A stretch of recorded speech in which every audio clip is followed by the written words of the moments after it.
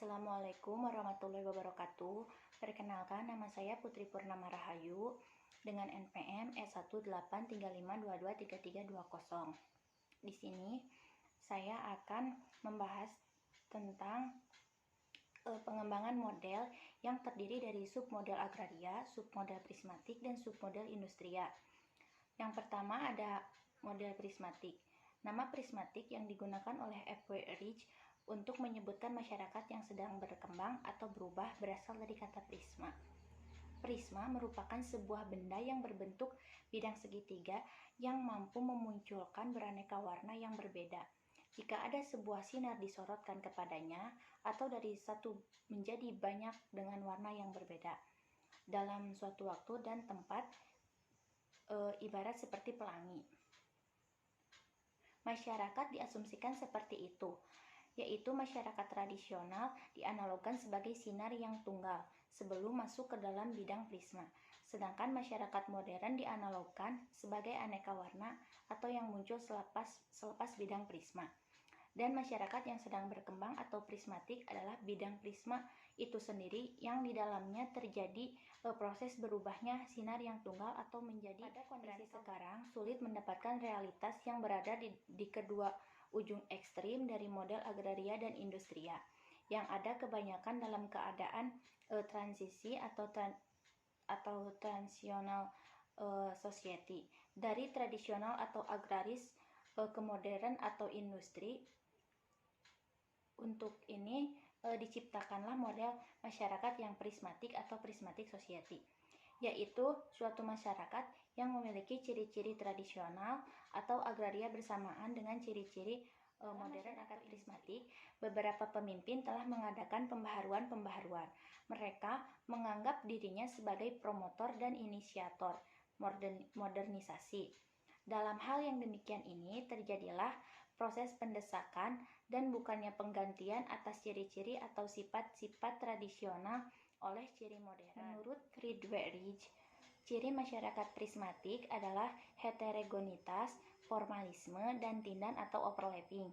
Yang penjelasan secara garis besarnya, yang pertama ada heterogenitas, yaitu salah satu ciri masyarakat prismatik ialah tingkat heterogenitas yang tinggi. Dengan heterogenitas dimaksudkan suatu campuran sifat-sifat masyarakat tradisional dan masyarakat modern.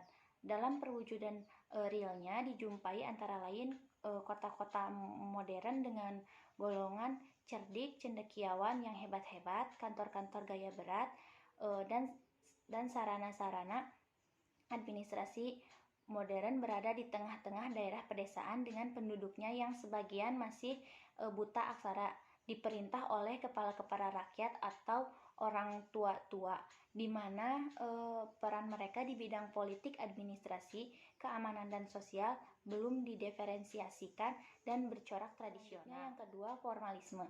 Ciri atau sifat yang kedua dari masyarakat prismatik adalah tingkat formalisme yang tinggi.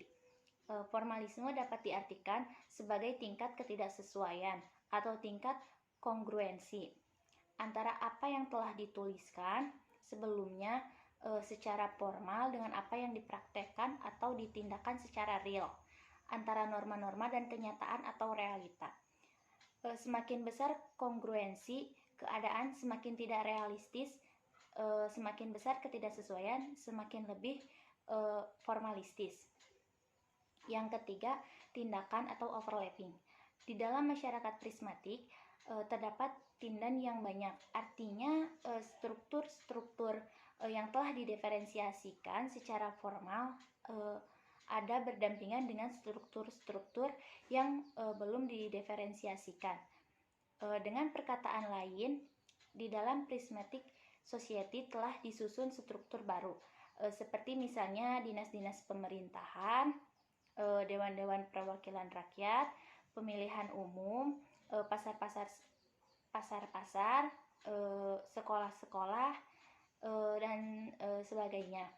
Tetapi fungsi-fungsi administrasi, politik, ekonomi, pendidikan, dan sebagainya sempat tingkat tertentu tetap dijalankan oleh struktur lama yang belum didefinisikan badan-badan keagamaan dan kelompok-kelompok masyarakat tertentu lainnya. Selanjutnya yang kedua ada model agraria.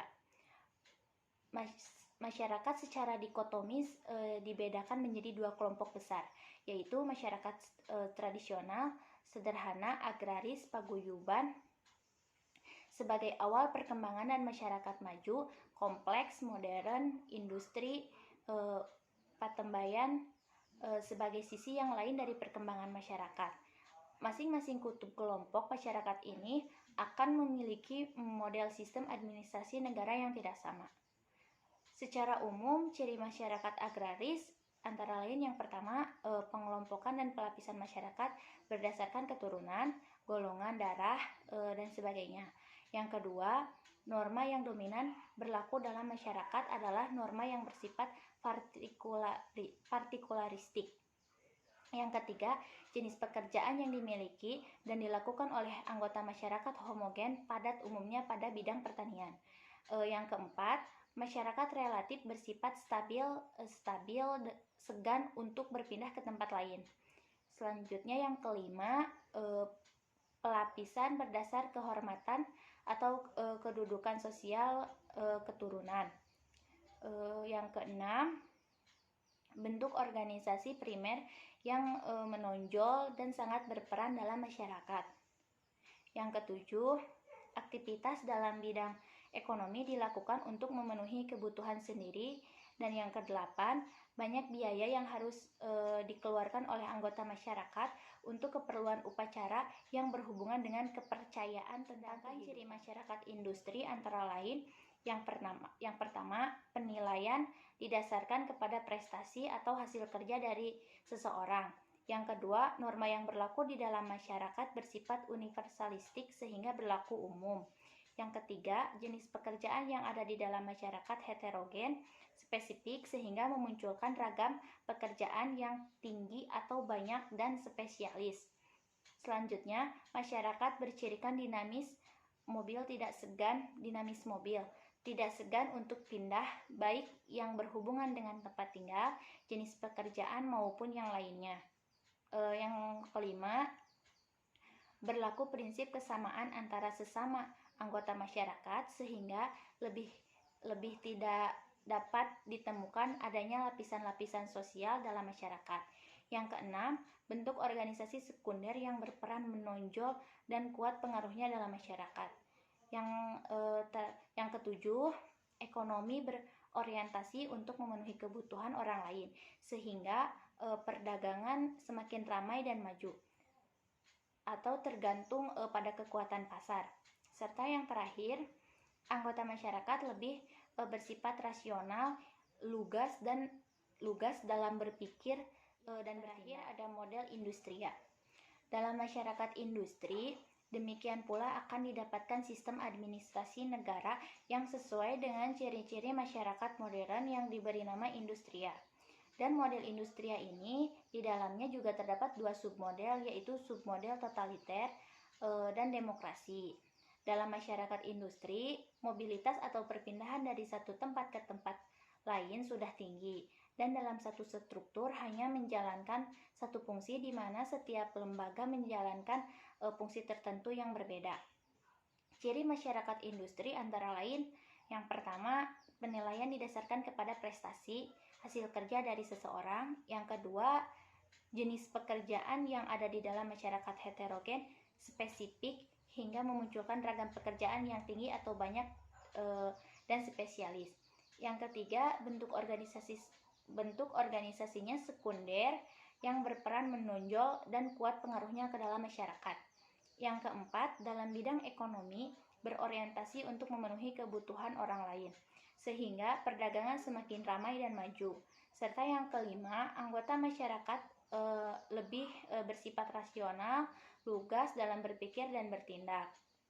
Dalam masyarakat modern telah terdapat diferensiasi dan spesialisasi yang berlanjut, di mana setiap lembaga menjalankan fungsi tertentu yang sangat khusus.